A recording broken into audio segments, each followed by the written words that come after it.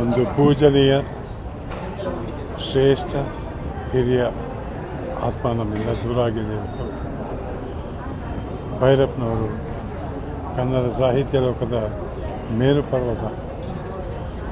1962ನೇ ಇಸವಿ ಅವರ ದೂರ ಸರಿದರು ಬುಕ್ಕು ಪ್ರಿಂಟಾಗಿ ಹೊರಗಡೆ ಬಂತು.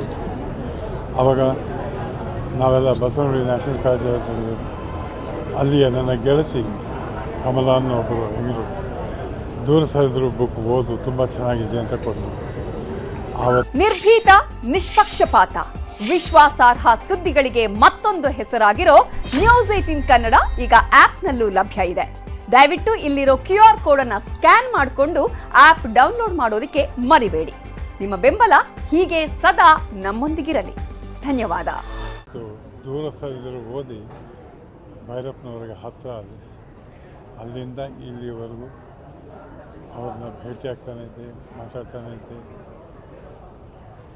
ಬಹುಶಃ ಸಾಹಿತ್ಯ ಲೋಕ ಇಂಥ ಒಂದು ಅಪೂರ್ವ ವ್ಯಕ್ತಿಯನ್ನು ನೋಡೋದು ಭಾಳ ಭಾಳ ಬಿರುದಾಗಿತ್ತು. ನಮ್ಮಲ್ಲೂ ಸಾಹಿತ್ಯಕ್ಕೆ ತುಂಬ ಜನ ಇದ್ದರು. ಆನಕೃಷ್ಣರು, ತಾರಾಸುಬ್ಬರಾಯರು, ಪ್ರಕಾಶ್ ಅವರೆಲ್ಲರ ಜೊತೆ ಆಮೇಲೆ ಬಂದ ಭೈರಪ್ಪನವರು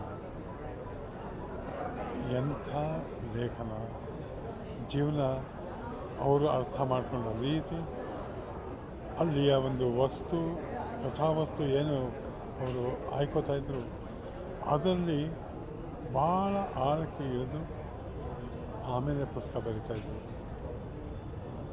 ಪುಸ್ತಕದ ಪ್ರತಿಯೊಂದು ಮಾತು ಇವತ್ತು ಸಾಹಿತ್ಯಾಸಕ್ತರ ಹೃದಯದಲ್ಲಿದೆ. ಭೌತಿಕವಾಗಿ ಅವರು ನಿಮ್ಮ ಜೊತೆ ದೂರ ಆದರೂ ಮಾನಸಿಕವಾಗಿ ಹೃದಯದಲ್ಲಿ ಅವರು ಯಾವತ್ತೂ ನಮ್ಮ ಜೊತೆ ಇರ್ತಾರೆ. ಅವರ ಆತ್ಮಕ್ಕೆ ಶಾಂತಿ ಕೊಡ್ತೀನಿ.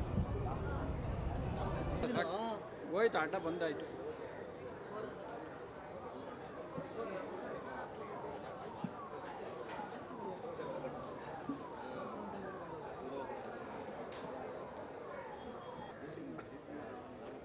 ಸರ್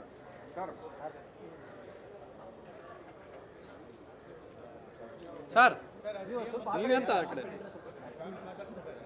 ಸರ್ ಬಡಿಗೆರೆ ಸ್ವಲ್ಪ ಹಿಂದೆ ಸರ್, ಹಿಂದೆ.